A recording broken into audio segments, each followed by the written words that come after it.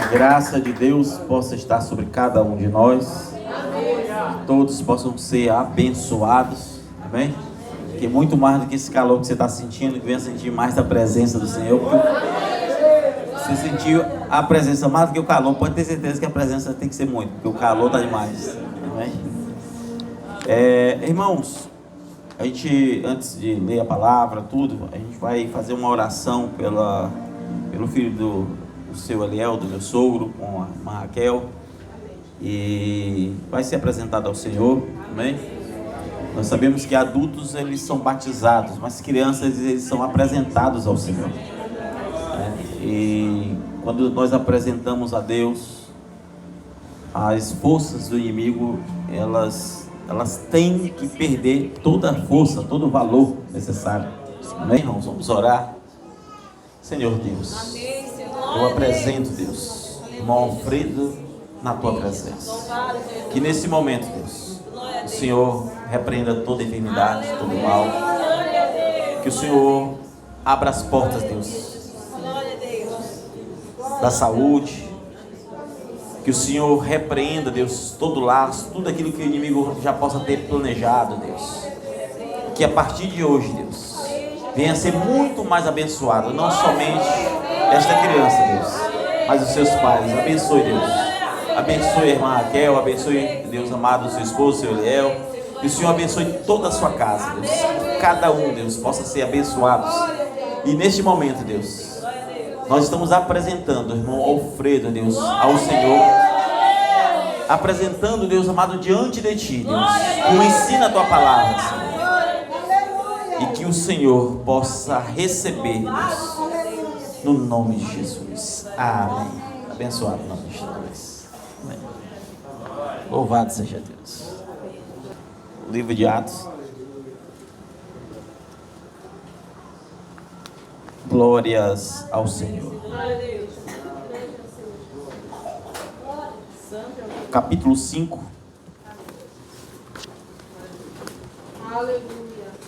Nós vamos fazer assim, irmãos. O tema aqui, o texto seria o versículo 41 em diante, mas nós vamos ler do versículo 17. Amém? Para quem não sabe o contexto, capítulo 5 vai falar de Ananias e Safira. Isso aqui é após a descida do Espírito Santo. Os apóstolos estão cheios do poder, curando os enfermos, expulsando os demônios. Amém? E você vai ver aqui algo acontecendo, que após a morte de Ananias e Safira, por ter mentido pelo Espírito Santo, nós seguimos a sequência onde começa a falar dos sinais miraculosos das pessoas serem libertas a partir do versículo 17. Só lembrando, o versículo 12 fala que por eles verem o tamanho da sinceridade dos apóstolos e ver que Deus não estava no meio de nenhum tipo de falsidade, então Ananias e Safira Deus matou. A Bíblia diz no versículo 12 que aqueles homens, eles sequer ousavam em andar com os apóstolos, porque grande era o temor. Eles tiveram temor, começaram a temer aquilo que Deus faz. Então a igreja cresceu em poder. No versículo 17 nós vamos ler assim: e levantando-se o sumo sacerdote e todos que estavam com ele, e eram eles da seita dos saduceus, encheram-se de inveja. Inveja de quê? Dos sinais, dos prodígios, de tudo aquilo que os apóstolos estavam fazendo, enquanto os mestres da lei não tinham essa autoridade. Qual foi o versículo que paramos? 18. E lançando mão dos apóstolos, e puseram na prisão pública. Mas de noite, um anjo do Senhor abriu as portas da prisão, e tirando-os para fora, disse: ide, apresentai-vos no templo, e dizei ao povo todas as palavras desta vida. Observe, então estava preso, o anjo veio, tirou ele da cadeia, soltou, ainda deu um recado, disse: agora vai, prega no templo, e começa a falar tudo. E ouvindo isto, entraram de manhã cedo no templo e ensinavam. Chegando, porém, o sumo sacerdote e os que estavam com ele, convocaram o conselho de todos os anciãos e os sírios de Israel e enviaram ao cárcere para que de lá os trouxesse. Ou seja, foi preso de novo. Mas tendo lá ido, os servidores não o acharam na prisão e voltando-lhe o anunciaram. Porque aqui o contexto eles foram pregar. Eu estou só dando essa nota porque eu falei algo errado. Eles foram pregar, prenderam eles, o anjo soltou, eles voltaram a pregar, o sumo sacerdote foi saber quem era e foi olhar na prisão, se ele estava lá. Não estavam, amém? Então é esse o contexto. Dizendo, achemos realmente o cárcere fechado, com toda a segurança, e os guardas que estavam fora, diante das portas, mas quando abrimos, ninguém achamos dentro. Ou seja, estava tudo lacrado, fechado, os portões dos cárceres, mas os apóstolos não estavam lá. Então o sumo sacerdote, o capitão do templo e os chefes dos sacerdotes, ouvindo estas palavras, estavam perplexos acerca deles e do que viria a ser aquilo. E chegando anunciou dizendo, eis que os homens que encerrastes na prisão estão em pé no templo ensinando o povo. Então observa, ele estava procurando a prisão e ele estava de novo no templo ensinando o povo. Amém? Ensinando o povo. Versículo 26. Então foi o capitão com os servidores e os trouxe, não com violência, porque temiam de ser apedrejado pelo povo. Ou seja, aquele povo que estava ouvindo já estava crendo no evangelho, já estava defendendo os pregadores, e agora o povo pegou ele, mas não com violência, porque temiam. Amém? Pelo povo. Agora eu esqueci onde eu parei de novo, irmãos. 27. E trazendo-os, apresentaram ao conselho. O sumo sacerdote os interrogou, dizendo, não vos admoestamos nós expressamente que não ensinasse este nome? Qual era o nome, irmãos? Quem sabe? O nome de Jesus. Então ele disse, olha, eu te disse expressamente, ou seja, claramente, não pregue mais esse nome. E eis que encheste Jerusalém dessa vossa doutrina. Ou seja, o povo de Jerusalém agora estava conhecendo essa doutrina. E quereis lançar sobre nós o sangue deste homem. Porém, respondendo Pedro e os apóstolos disseram, mais importa obedecer a Deus do que aos homens. O Deus de nossos pais ressuscitou a Jesus, o qual vós o matastes, e suspendendo-o no madeiro, Deus com a sua destra o elevou a príncipe salvador, para dar a Israel o arrependimento e a remissão dos pecados. E nós somos testemunhas acerca destas coisas, nós e também o Espírito Santo, que Deus deu àqueles que o obedecem. Amém? Vamos agora para o versículo 40, só para você entender o contexto. Versículo 40. Amém? E concordaram com ele, e chamando os apóstolos, e tendo-os açoitado, mandaram que não falassem o nome de Jesus, e os deixaram ir. Ou seja, eles apanharam, foram açoitados, e soltaram ele depois de serem açoitados, e disse, olha, agora vocês podem ir, mas não preguem mais o nome de Jesus. Retirando-se, pois, da presença do conselho, regozijaram-se de terem sido julgados dignos de padecer afronta pelo nome de Jesus. Versículo 42. E todos os dias, no templo e nas casas, não cessavam de ensinar e anunciar a Jesus Cristo. Senhor Deus, que a tua graça se manifeste a cada um de nós, Deus. Pai, tenha compaixão de nós, fale conosco, Deus, porque grande é a tua misericórdia, grande é o teu poder, o teu reino e a tua glória. Haja em nosso meio, no nome de Jesus. Amém. Amém, meus irmãos? Podem sentar. Glória a Deus. Hoje eu praticamente não fiz um esboço para pregar, muito embora o texto em si ele fala por si mesmo. Amém? E eu quero falar sobre anunciando a Cristo. Dentro desse tema nós poderíamos citar ou falar sobre dignos de padecer afrontas, ou o evangelho genuíno, mas aqui nós vamos trabalhar dentro do contexto de anunciar a Cristo. E nós lemos e ouvimos que os sinais estavam acontecendo no meio da igreja, após a descida do Espírito Santo. Nós lemos que os saduceus e os sacerdotes como um todo, principalmente o sumo sacerdote, estava com inveja porque a igreja de Jesus estava crescendo, enquanto o judaísmo, que era a religião, a lei de Moisés, estavam tendo declínios, porque eles apresentavam aquela velha lei. E agora, após a descida do Espírito Santo, aqueles homens que pregavam, não pregavam segundo a sabedoria humana, mas segundo a direção do Espírito. E a Bíblia diz que todos eram curados. A Bíblia diz que aqueles homens eram cheios do Espírito Santo. E aqueles homens começaram a testemunhar, e então os prenderam, porque havia grande inveja. E quando o prenderam, a Bíblia diz que naquela mesma noite, o anjo apareceu, soltou aqueles homens, e ao soltá-los, instruiu-lhes, dizendo que eles deveriam pregar. E então, eles foram pregar, e não foram pregar escondidos, eles foram pregar no templo. E então o sumo sacerdote, ouvindo, foi saber aonde estavam aqueles homens, como eles poderiam estar pregando no templo se eles estavam presos. E ao analisar as estruturas da cadeia, viram que tudo estava fechado, contudo, os apóstolos não estavam ali. E quando eles recebem a notícia dos guardas dizendo, a Bíblia diz que os saduceus estavam ali surpresos, perplexos como isso acontecia. Um guarda chega e diz: nós achamos eles estão aqui no templo pregando.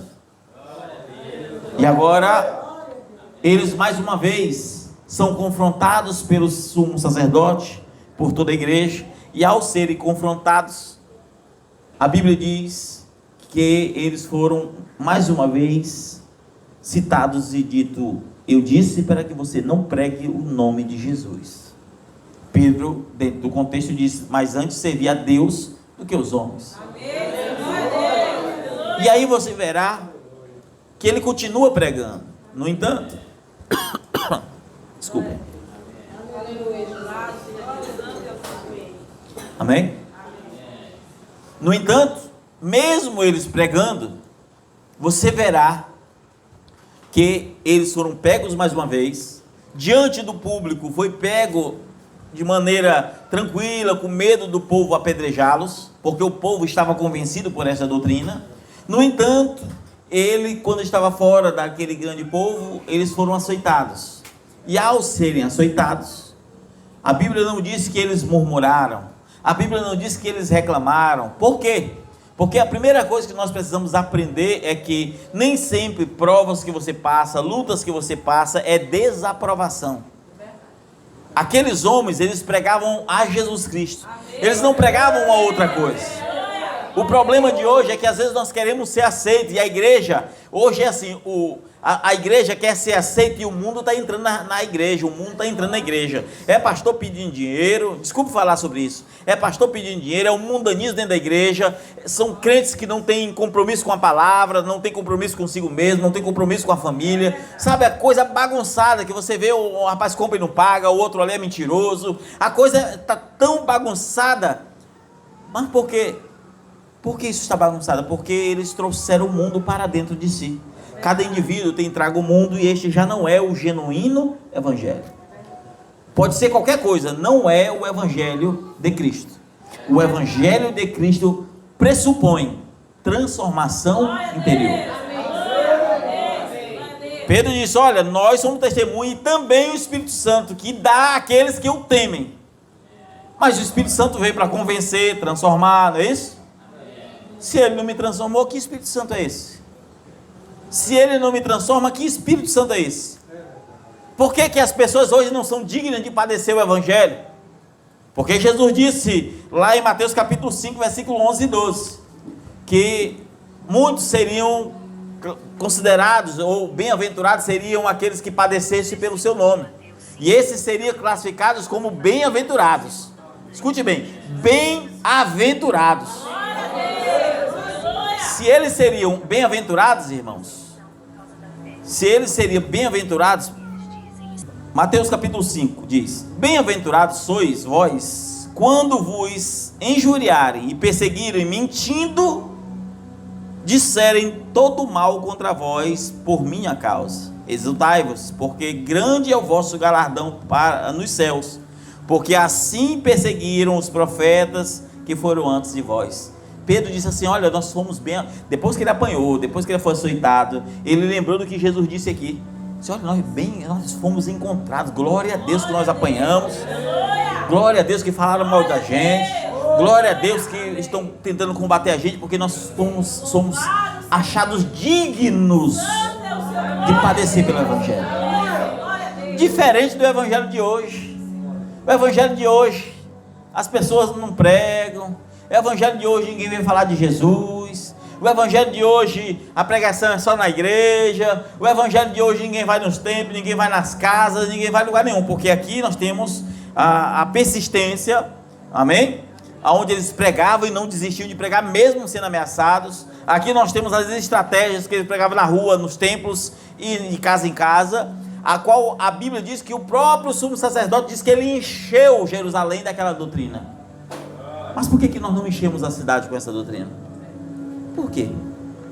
Até hoje o pessoal está crendo em doutrinas que não tem nada a ver com o cristianismo. E eu não estou nem falando de trindade, eu estou falando, irmãos, da base. Estou falando do Evangelho de Cristo.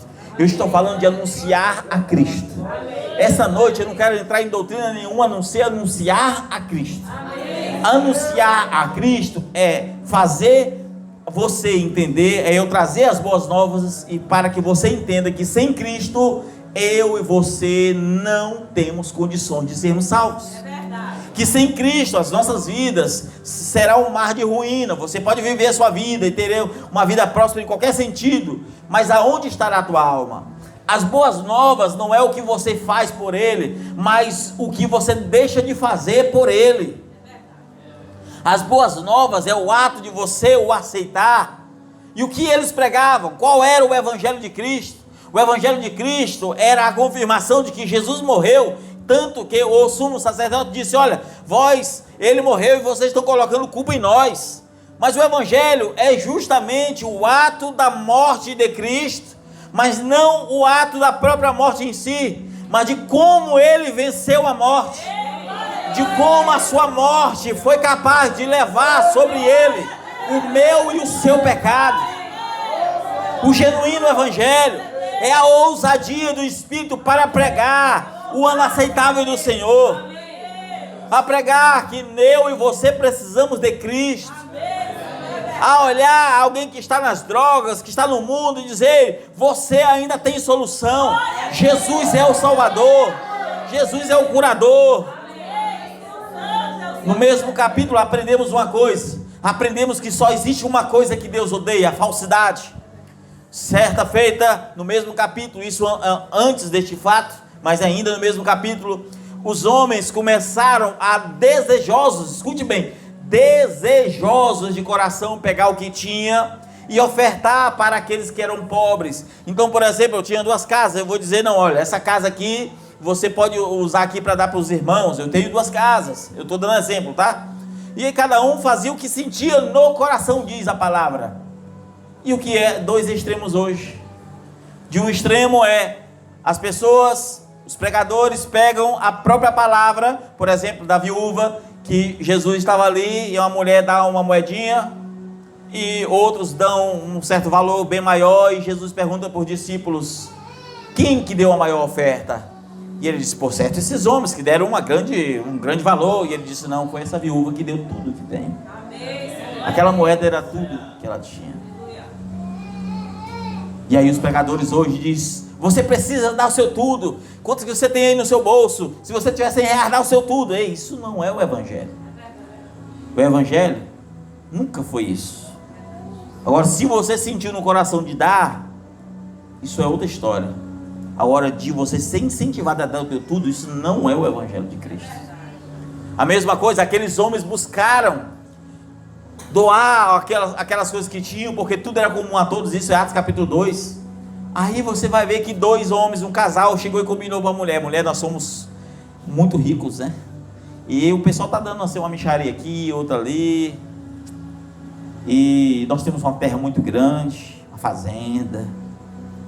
Se nós vender isso aqui e dar para o pessoal, nós vamos fazer o seguinte: todo mundo está dando, rapaz, eu estou sendo constrangido a dar. Primeiro, ele já estava errado, fazer uma coisa porque o outro está fazendo. E aí ele combina com a mulher: vamos vender por 1 milhão, mas vamos dizer que foi 300 mil. E quando o homem deitou a oferta no pé de Pedro, Pedro pergunta: quanto que tu vendeu a tua herdade? Ele, portanto, falou o valor. E Pedro disse: tu não mentiu a mim, tu mentiu ao Espírito Santo. Olha o que ele diz: por acaso não é teu? E se tu disseste que não queria dar nada, ou se tu disseste que era tanto, por acaso tu não podia fazer o que tu quer, mas porque tu mentiu ao Espírito Santo, tu morrerá. A Bíblia diz que quase meia hora depois a mulher dele chega. Já foram logo enterrar o homem. Quando ela chegou, disse: você veio vender as terras? Vendemos. Quanto? X. E aí na hora que os que enterraram o esposo, acabou de chegar na porta, ele diz: olha, aqui está quem acabou de enterrar o teu marido. Eles vão te enterrar também. Na mesma hora ela faleceu. Deus não quer nada forçado. Isso que você faz de maneira falsa, você morre espiritualmente. Por que as igrejas estão morrendo? Por que não existe mais poder genuíno? Por que não existe mais aquela presença do Espírito Santo? A sombra de Pedro curava. A sombra de Pedro curava. Mas por quê? Que não vemos mais nenhum tipo de sinal? Por que não vemos mais visão? Não vemos mais cura? Não vemos mais nada nos dias de hoje com facilidade?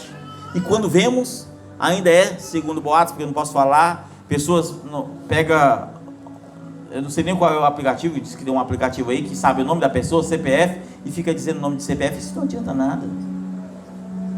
Isso não vai adiantar nada. Falsidade. O que é o genuíno evangelho, irmãos? Genuíno evangelho, irmãos, é você deixar de viver para você, para viver por Cristo. O genuíno evangelho consiste em você deixar tudo para trás. Se você era um enrolado, se você, olha, que você era, quando você se entrega para Cristo, já não importa mais a tua vida regressa. Já não importa mais o que você passa. Já não importa mais o que você fazia. Jesus, ele não é aquele que fica te dando uma oportunidade e fica ali, meu filho. Não, ele te lava e diz assim: olha, eu já não lembro mais. Deus é aquele que te cura, que te liberta e diz: olha, não tem mais nada, não tem uma opressão. E aqueles homens vindo, Pedro, Paulo, João e todos pregando aquele evangelho genuíno, poderoso, com ousadia, mesmo sendo açoitados, mesmo estando roxos, talvez com as costas rasgadas, com tudo isso, ainda assim, eles estavam ali pregando. Louvado seja Deus. E por certo aqueles homens olhavam e diziam: meu Deus, ninguém para estes homens. Eles foram presos uma vez, açoitaram outras vezes. Paulo e Silas pegou 39 chibatadas, mas eles ainda continuam pregando. Paulo se fingiu de morto, foi apedrejado, naufragou o barco algumas vezes, foi preso por 3 vezes, mas não deixava de pregar. Mas por que hoje os pregadores não pregam por qualquer coisinha que acontece? Por que os pregadores de hoje murmuram por qualquer probleminha que passa? Se você não é perseguido, se as pessoas não tentam te combater, tem algo errado. Nos anos 80, o evangelho, isso já era o fim, mas ainda tinha, quem era crente não era bem visto, não. Era criticado: isso é crente, chamava de crente, isso é crente. Era uma coisa diferente, mas eles eram diferentes também. A vida deles era diferente. Eles tinham a presença de Deus. Eles tinham uma vida com Deus. Eles tinham a ousadia de Deus. Você ia num lugar, você sentia a presença, você ia, almoçava, o pessoal te amou, eles faziam uma refeição para você, davam o melhor, às vezes era o último que eles tinham, mas fazia para você. Hoje, é cada um por si. Que evangelho é esse? Que evangelho é esse? Que tipo de evangelho de fato é esse, irmãos? O evangelho bíblico, no versículo 28, diz que eles encheram Jerusalém com essa doutrina. Mas esse evangelho de hoje, a gente não enche nem uma cidadezinha do tamanho de Vargem Grande com a doutrina. Que evangelho é esse? O evangelho bíblico diz, no versículo 29, é necessário que eu obedeça antes a Deus do que aos homens. Mas obedecemos mais aos homens do que a Deus. Que evangelho é esse? Ah, mas nunca houve tantas igrejas como existe nos dias de hoje. É verdade. Tantas religiões, nunca existiu. Nunca existiu tantas religiões como existe no dia de hoje. É um fato. A pergunta é: qual destas religiões estão pregando esse genuíno evangelho? Qual dessas religiões estão ajudando aqueles que estão famintos? Estão ajudando aqueles que estão passando dificuldades? Hoje, irmão, Deus é minha testemunha. Qualquer coisa eu mostro para os irmãos aqui no WhatsApp. Hoje uma pessoa entrou em contato comigo, me pediu R$1,80. Disse: pastor, me deram o seu contato. Um rapaz me deu o seu contato e disse que você podia me ajudar. Eu queria lhe pedir R$1,80 para me comprar um miojo. Eu estou com fome. Ontem eu não comi nada. Hoje eu estou com fome, eu estou com uma fraqueza. Eu queria R$1,80.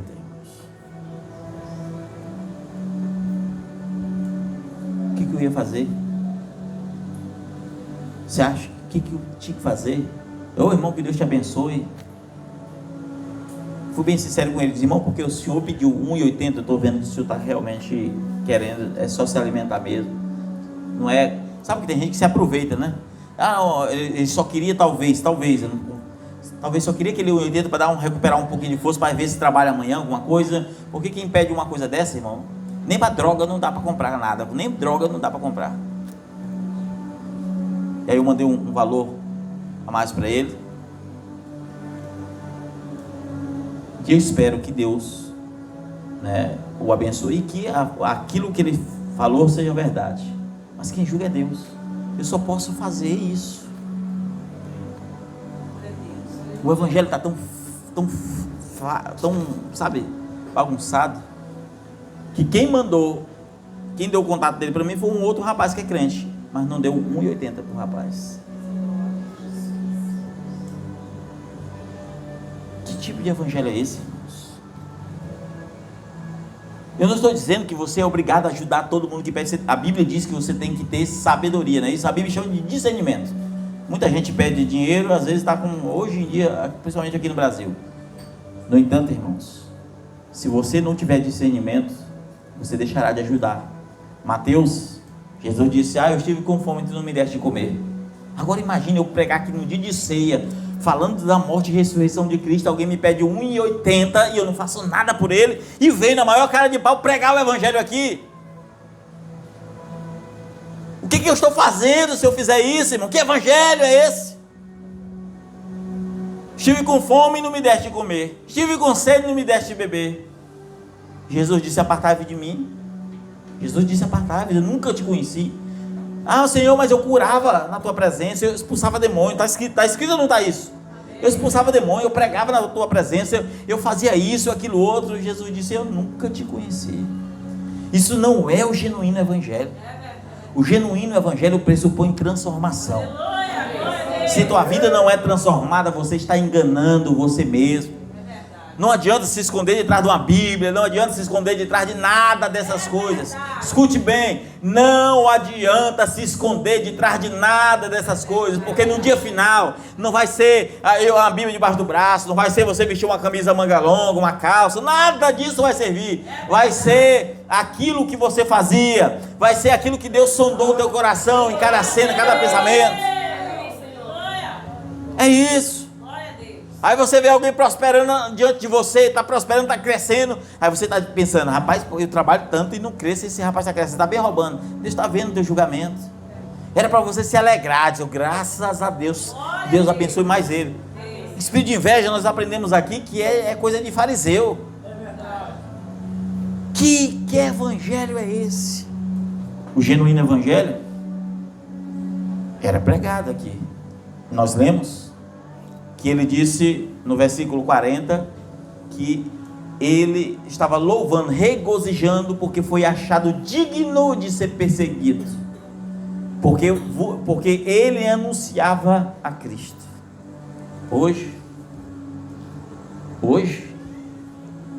as pessoas ficam ofendidas, irmãos, ofendidas. Quando você começa a pregar o genuíno evangelho, é aí que você é ofendido, é aí que você é contrariado. E nós sabemos que o mal vai nascer na contradição. Se alguém tenta te contrariar, vai surgir o mal. Se você não tiver o Espírito Santo, vai surgir o mal ali. Não é isso que nós aprendemos com um certo pregador? Vai surgir o mal. E aí você olha as coisas que acontecem de modo geral. Se vocês ficam ofendidos, se você está com aquele espírito de revanche, de guerra, é isso. Mas o Evangelho de Cristo não tem nada a ver com isso. Tem a ver com ousadia. Hoje, você está aqui. Você está ouvindo a palavra. Você saiu da sua casa. Você veio aqui. Alguns irmãos vieram lá de Chapadinha. Tantas igrejas lá em Chapadinha para vir. Tantas igrejas estão aqui. Porque tem algo diferente. E esse diferente não pode ser a placa da igreja, porque se você coloca até a placa da igreja como se fosse a nossa igreja é melhor, você já saiu da palavra. O melhor é Cristo. O melhor é Cristo. Religião nenhuma serve. Deus não trata com religião. Deus trata com indivíduos. Não tem pastor nenhum, não tem membro nenhum, não tem diácono nenhum, não tem nada que vai ser o representante de Deus na terra. Existem os servos de Deus. E os servos de Deus pregarão o Evangelho. E os servos de Deus levarão a Cristo. É isso que eles fazem. Os falsos pregam o Evangelho para si mesmo. Os falsos. Como você lembra de Simas, que olhou Paulo curando e disse: rapaz, olha, eu sei fazer uns truques aqui, mas me ensina isso aí que eu sei que é truque, eu te pago se tu me ensinar. E Paulo repreendeu ele e disse, mostrou em outras palavras, que aquilo não tinha nada a ver com truque. Aquele homem ficou cego na hora. Cego.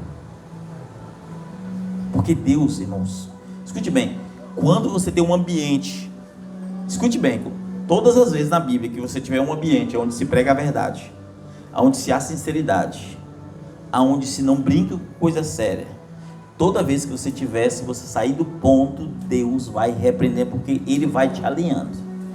Mas em qualquer multidão onde a coisa for bagunçada, nem Deus está lá, porque as pessoas estão louvando mais a si mesmo, estão louvando mais os seus próprios egos, estão louvando mais as coisas. E por que muita gente não serve a Deus? As pessoas não podem abrir um noticiário de TV sobre igreja, as pessoas não podem ver nada na internet sobre igreja, porque só é coisa que não presta, só é dinheiro, só é discussão, é briga, é traição, é tudo que não presta, é só o que tem. E aqueles sinceros que até amam a Deus, eles olham às vezes para suas famílias e dizem: rapaz, minha família, esse povo aqui é crente, mas é crente, não é cristão, são crentes, mas não são cristãos. Aquela pessoa às vezes ela está impelida, ela está impossibilitada, na verdade, de ir à frente. Por que ela está? Porque ela não vê exemplo mais de cristão. Pega um cachorro, tente tirar um osso de um cachorro. Quando você não conhece o cachorro, ele rabuendo o osso, tente tirar para você ver que ele vai morder. Não pode não ter nada no osso, ele vai te morder, porque é o que ele tem. Para você tirar o osso do cachorro, você tem que dar um pedaço de carne para ele. Joga um pedaço de carne e ele vai largar aquele osso. Para o pessoal largar droga, você tem que mostrar que o evangelho que você serve é melhor do que as drogas que eles vivem. Agora, se sua vida não estiver mostrando isso, o que você tem para oferecer? Por que as pessoas não pregam mais a Cristo? Porque eles não vivem a Cristo. Porque para eu pregar a Cristo, eu preciso viver em Cristo. E se eu não vivo Cristo, eu não prego a Cristo. Você lembra de Pedro andando, ia perto do templo pregar, e havia um homem paralítico, doente, pedindo esmola. E ele põe a mão e disse: dá-me uma esmola. Pedro disse: eu não tenho nem ouro nem prata, mas o que eu tenho eu te dou. Glória a Deus. Como você pode dar o que não tem? Mas Pedro, estando cheio do Espírito Santo, Aleluia. disse para aquele homem coxo: levanta-te e anda. Glória a Deus. Amém. Aleluia. E na mesma hora aquele homem andou. Na mesma hora aquele homem levantou. Glória a Deus. Aleluia. Porque o que ele tinha era real. Amém, Senhor. Glória a Deus. O que ele tinha era real. Santo é o Senhor. A Bíblia diz que Pedro andava e a sombra de Pedro às vezes tocava nos enfermos e eram curados. Amém, Senhor. Glória a Deus. Tal era a unção daquele homem. Aleluia. Porque o Evangelho pressupõe-se morrer com Cristo. Paulo nos ensina que Cristo morreu e nós devemos morrer com Ele. Se você não morreu com Ele, você ainda vai viver da tua maneira. E se você vive da tua maneira, você está enganando o seu coração. E o que surge? O que surge? O que surge são pensamentos, são sentimentos. Você vai para a igreja, o culto já não fala mais, a pregação já não fala mais. Aí você olha assim: o ambiente está seco, parece que o culto está vazio. É você seco, é você vazio. Você está cheio de tanta coisa, tanto projeto pessoal, tanta coisa, que Deus está tão longe de você e você não percebeu. Você não percebeu. Irmãos, viver o Evangelho. Eu vou já encerrar. Viver o Evangelho. Escute bem. Viver o Evangelho é tão simples. Cuide da tua família. Cuide dos teus filhos, da tua esposa, do teu esposo. Vá para casa, fizer um negócio, faça um negócio e tenha a palavra. Se você disser assim: olha, eu estou indo na tua casa amanhã 3 horas, pode chover, pode apagar aí no fogo do céu, você tem que ir lá e no mínimo pedir permissão para falhar com a palavra. Diz: olha, não está dando para eu ir, você pode marcar para outro horário, você aceita? Não é dizer: olha, não dá para mim ir não, como se a pessoa tivesse a obrigação de aceitar. Porque quem deu a palavra tem que manter a palavra. Ser cristão é isso, é ter palavra, é manter o foco. Ser cristão é honrar os valores, os princípios. Ser cristão é isso. Não é andar segundo o curso da vaidade do mundo, não. E também não é extremismo, não, irmão. Aquele extremismo religioso: não posso fazer nada. Não é isso não. Pastor, quer dizer que eu não posso, por exemplo, eu não posso assistir um filme com minha família? Pode, assista, se divirta, ria. Agora, faça com sabedoria. Faça tudo com sabedoria. Porque se você não fizer com sabedoria, você estará enfiando o mundo lá dentro. Os filhos precisam respeitar os pais. Mas será que eu não posso conversar e rir e brincar com os filhos? Pode. Mas seja sábio. Porque se você não souber, o filho vai confundir o momento de brincadeira como se ele tivesse possibilidade de falar o que quer para você. Então, não deixe com que o respeito se quebre. É muito simples. O Evangelho é simples, irmão. O Evangelho pressupõe-se honestidade, bons princípios, bom caráter. É demais isso. É demais isso. O Evangelho só pressupõe isso. Reconhecer que Jesus morreu por você, reconhecer que você precisa dele para ser salvo, e viver o que ele viveu. Em que sentido? Deixar o mundo do pecado, da vaidade, e viver uma vida em Cristo. Glória a Deus. Só isso. Mais nada. Quer ser salvo? Reconheça. Agora, seja um instrumento de Deus. Se Deus te transformou, se Deus te mudou, se Deus te tirou do vício, coisas que você não podia, aproveite e leve as boas novas para essas pessoas. O Evangelho não é que ouviu, sentou e ficou quieto aqui, ouvindo. Não. É que cada um de nós precisamos ser ganhadores de almas. O Evangelho, irmãos, ele nos ensina a ser ganhador de almas. Jesus disse: ide de 2 em 2. E para quem foi? Foi para 70 discípulos que não era dos 12 que andava com ele. Jesus dividiu e disse: vai lá de 2 em 2, não anda só não. Glória a Deus. E a gente não está indo, nem sozinho. Imagina arranjar mais um companheiro por aí. Eu acredito que E desculpe, hoje eu preguei e acabei não fazendo como sempre, né? Traçando um paralelo e o desenvolvimento. Ficou apenas no foco da mensagem de Cristo. No entanto, hoje, por ser o culto de ceia, é um ótimo tema para que você entenda que nós vamos nos alimentar de Cristo. Porque até mesmo a ceia, dentro do padrão bíblico, e aqui está lançado o desafio: qualquer pessoa que me mostrar na Bíblia uma ceia, ou até mesmo dentro da própria tradição judaica antes de Cristo, quem comia pão com fermento? Quem? Durante a ceia, né? Ou durante a Páscoa, quem comia? Não existe isso. Mas por que as religiões pegam pão da padaria e coloca? Se Jesus disse que o pão significa o pecado, perdão, o fermento, e o pão simboliza Cristo. Se eu dou um pão com fermento, eu estou dizendo aqui, ó, Jesus é pecador. Coma, se alimenta desse Jesus pecador. Porque o símbolo precisa ser perfeito. Jesus nunca ensinou a dar ceia com suco de uva. Guarde o suco de uva, ele vai apodrecer.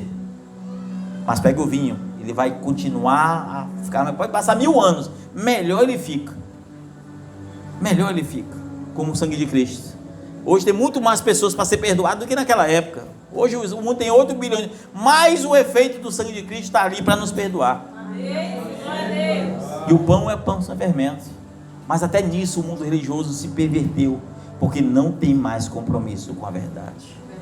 E abre-se as portas para o mundo, para que as igrejas encham. E por que querem que encham? Porque se encher, eles também se enchem de dinheiro. E se combater o pecado, se combater a vaidade, se combater algumas coisas, a igreja seca. E melhor é, irmãos, ter uma igreja pequena do que uma grande igreja e você acabar indo.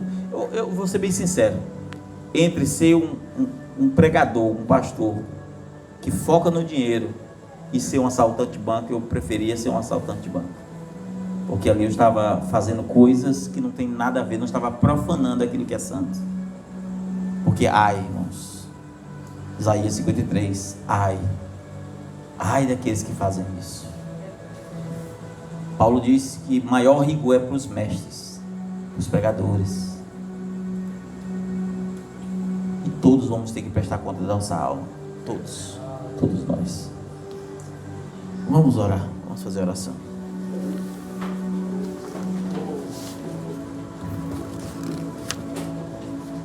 Senhor Deus, Pai, obrigado por este culto. Obrigado pela Tua palavra.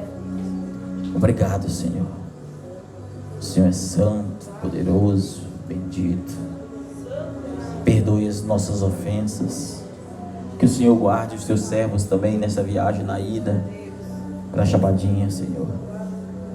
Que o Senhor os guarde. Que o Senhor abençoe, Deus amado, o Teu servo também, Deus, que trouxe, Deus, o motorista, Deus, que trouxe ele aqui, Deus. Que o Senhor possa abençoar ele e a sua casa. Que o Senhor abençoe todos aqueles que aqui estão, Senhor. Pai, glorificamos ao Teu nome. Glorificamos ao Teu nome. Porque só o Senhor é digno de toda a honra e toda a glória. Ensina-nos a sermos cristãos genuínos, vigilantes. Nos ensina a sermos, Deus, maduros, suficientes para saber passar as provas em silêncio. Pai, graças Te damos por tudo e Te glorificamos no nome de Jesus. Amém.